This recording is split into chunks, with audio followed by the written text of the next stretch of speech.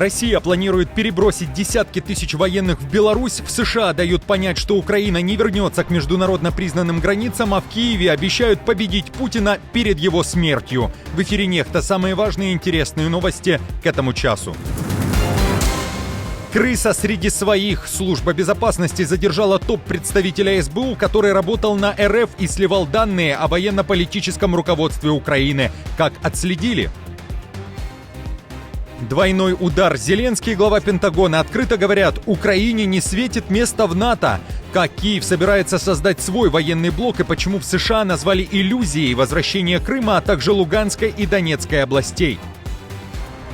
Германия экстрадирует украинца, который бежал от войны. Почему суд решил выдворить мужчину и в каких условиях содержатся выходцы из Центральной Азии, находящиеся в украинском плену? Кого больше, представителей Казахстана или Узбекистана? Друзья, всем доброе утро. Буду рад вашему лайку, подписке и репосту. Вы прекрасно знаете, что для нас это очень важно. Оставляйте также свои комментарии. И спасибо вам за обратную связь. Об актуальных и важных событиях прямо сейчас начинаем. Крыса поймана. Служба безопасности Украины заявляет, что задержала предателя среди своих. Речь, конечно же, о шпионе, который работал на спецслужбы РФ. И это не простой рядовой сотрудник, а руководитель штаба антитеррористического центра СБУ. Именно его и называют топ-крысой, которая работала на ФСБ РФ. Спецоперацию назвали исторической, учитывая уровень агента, его профессиональные качества и масштаб ущерба, который он мог нанести Украине. Дело человека, которого считают предателем, вел лично глава СБУ Василий Малюк. В предыдущих выпусках команда «Нехта» рассказывала, что сам Малюк является одной из главных целей спецслужб РФ. В Киеве уверяют, что СБУ успела использовать агента РФ еще и в своих целях. Через него СБУ сливала врагу большой массив дезинформации. Подозреваемыми стали также отец и мать топ-представителя СБУ, так как они знали, что сын работает на ФСБ и восхваляли Путина. Украинские силовики говорят, что главными задачами предателя был сбор различной информации, в том числе об об'єктах інфраструктури і о вищому воєнно-політичному руководстві страни. Самоочищення служби продовжується. Як би не намагався ворог проникати до наших лав, він думає, що він володіє всіми можливими формами і методами конспірації, але їм не вдасться це успішно зробити, оскільки ми їх своєчасно і виявляємо, і документуємо, і затримуємо. Тому цей процес буде продовжуватися. Зеленский не даст Путину победить, уверяет сам Зеленский. Говорит, что у него еще есть время на это, а представителю Кремля скоро помирать. Украинский президент дал очередное большое интервью, на этот раз изданию The Economist. Он считает, что у Трампа пока нет четкого плана завершения войны, что США держат Украину в неведении, а о контактах Белого дома и Кремля Зеленский узнает, как и другие, из прессы. Кроме того, в Киеве опасаются, что сделка между РФ и США может быть заключена без ведома Украины. Вашингтон связывался с Киевом не так часто, как хотелось бы, намекает Зеленский, и говорит пока о минимальных контактах. Также откровенно заявляет, вступление Украины в НАТО маловероятно из-за позиции США, Германии и Венгрии. И если это не произойдет, то украинскую армию придется увеличить вдвое и создать аналог, то есть собственное НАТО. Уже на этой неделе Зеленский собирается встретиться и с вице-президентом США Джей Ди Венсом, который нелестно отзывался об Украине во время президентской кампании в Штатах. Мы сможем обсудить некоторые вещи на встрече, и тогда я узнаю их видение. Думаю, самое важное – это то, чтобы они услышали нашу позицию. Судьба Украины будет обсуждаться с 14 по 16 февраля на Мюнхенской конференции безопасности. Чего ожидать от этой встречи? Встречаются ли представители Украины и США там, чтобы уже прийти к некому общему знаменателю? Эти вопросы мы обсудили с политологом и главой Центра анализа и стратегий. В данном случае мы должны понимать, что решения не принимаются в рамках соответствующей конференции по безопасности, но это отличная площадка для того, чтобы прозондировать настроение касательно тех или иных предложений. Поэтому как вице-президент Венс, как спецпредставитель Келлог. Очевидно, они будут вести разговор о разных возможностях. И мы должны помнить, что участие в Мюнхенской конференции по безопасности принимает около 67 лидеров на уровне глав государств, соответственно, президентов, премьер-министров. И это очень серьезный такой срез, который поможет в будущем действительно выйти на определенные компромиссные предложения, которые и будут представлены на выбор Трампу. Уже спустя несколько часов после публикации этого интервью состоялись телефонные переговоры между Трампом и Путиным и Трампом и Зеленским. В Киеве заявили, что беседа была продолжительной, о возможностях достичь мир.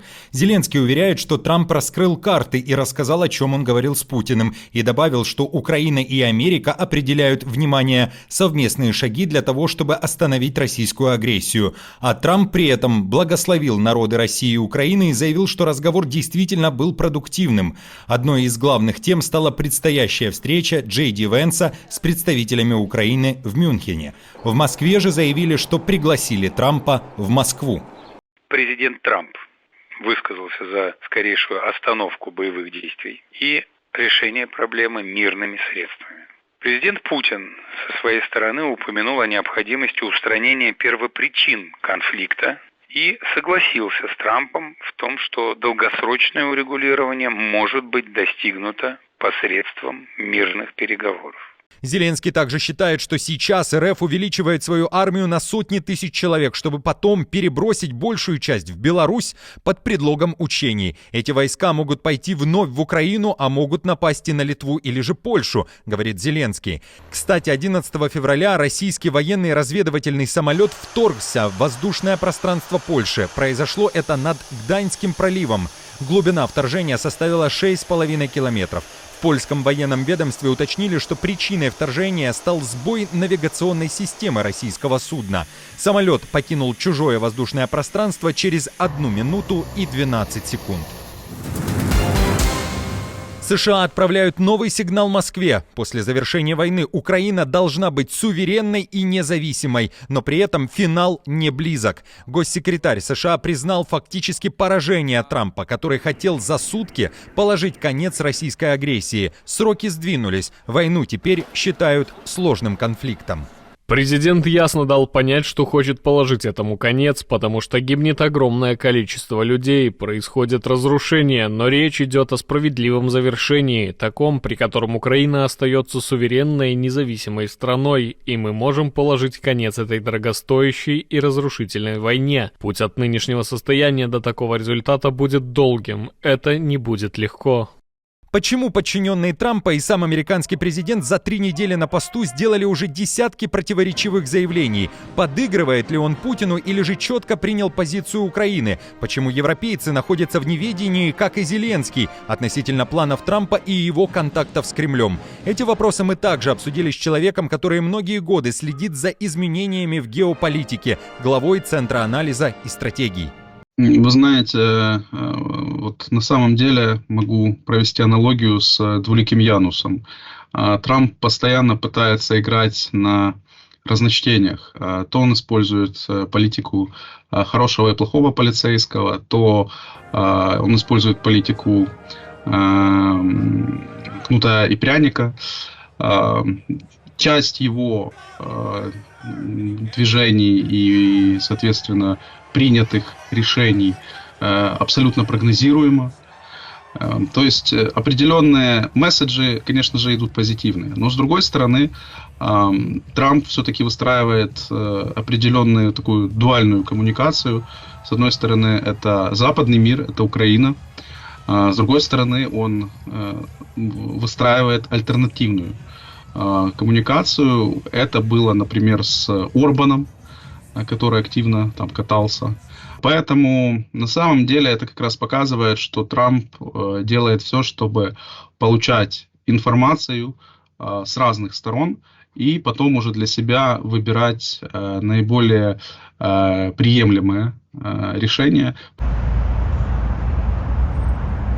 Ряд громких заявлений сделал и новый глава Пентагона. Он считает, продолжительный мир в Украине должен быть подкреплен гарантиями безопасности, чтобы война не началась снова. США не верят в то, что членство Украины в НАТО является реалистичным следствием самих переговоров. Кроме того, в Вашингтоне верят, что снижение цен на энергоносители в сочетании с более эффективным применением энергетических санкций поможет загнать Путина в угол и в итоге усадить его за стол переговоров.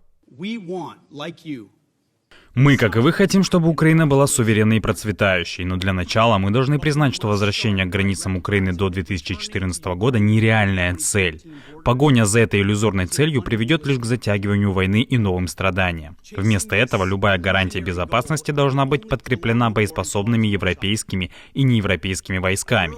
Если эти войска будут направлены в Украину в качестве миротворцев в любой момент, они должны быть развернуты как часть миссии, не связанной с НАТО, и на них не должна распространяться статья 5. Окончательное решение. Германия готова экстрадировать украинца, который отказался от военной службы в Украине из-за личных убеждений. Такой вывод следует из ответа Верховного федерального суда Германии. Оказалось, что украинская полиция обратилась с запросом об экстрадиции мужчины, который бежал в Германию, ведь на родине его обвиняли в угрозах полицейскому и применении против него физической силы. Когда же Германия начала процедуру экстрадиции украинца, он заявил, что против, так как в Украине ему грозит отправка на фронт, чего он не хочет, так как не может убивать других людей. Суд Германии не посчитал это аргументом.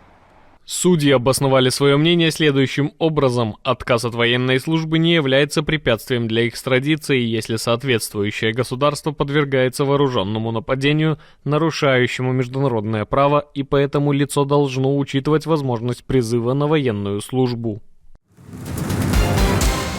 Забытые Россией люди. В украинских лагерях для военнопленных находится более полусотни выходцев из Центральной Азии, которые воевали против ВСУ на стороне России. Радио «Азатык» уточняет, что среди тех, кто оказался в плену, 1 кыргыз, 21 казах, 18 таджиков и 14 узбеков. Часть из них имеет российский паспорт. Например, из 21 выходца из Казахстана лишь 6 являются гражданами этой страны. Остальные — это граждане России, пишет издание. В Украинском министерстве юстиции уточняют, что те, кто находится в лагерях содержания военнопленных, независимо от гражданства, имеют одинаковый правовой статус, закрепленный как в международных, так и в национальных нормативно-правовых актах. Часть представителей Центральной Азии после того, как попала в плен, рассказывают, что они случайно оказались на фронте и вообще не воевали, а лишь готовили еду для российских солдат. Их судьба тяжелая, они становятся изгоями, они не нужны ни своей стране, ни России, куда они были вынуждены поехать в поисках денег. Нам они тоже не нужны, потому что нам выгоднее скорее обменять их на наших военнослужащих, а не финансировать на деньги украинских налогоплательщиков лагеря для пленных. На самом деле, прежде чем вступать в российскую армию, они должны понимать, куда идут, на что соглашаются и каковы будут последствия.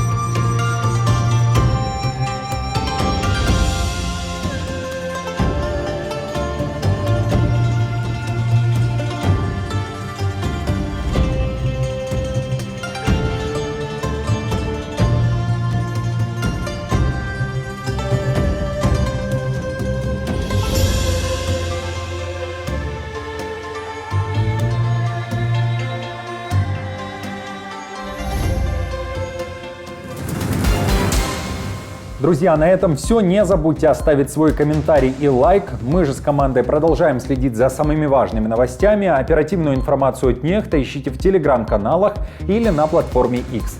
Спасибо вам за доверие и то, что остаетесь с нами. До новых встреч и хороших вам новостей.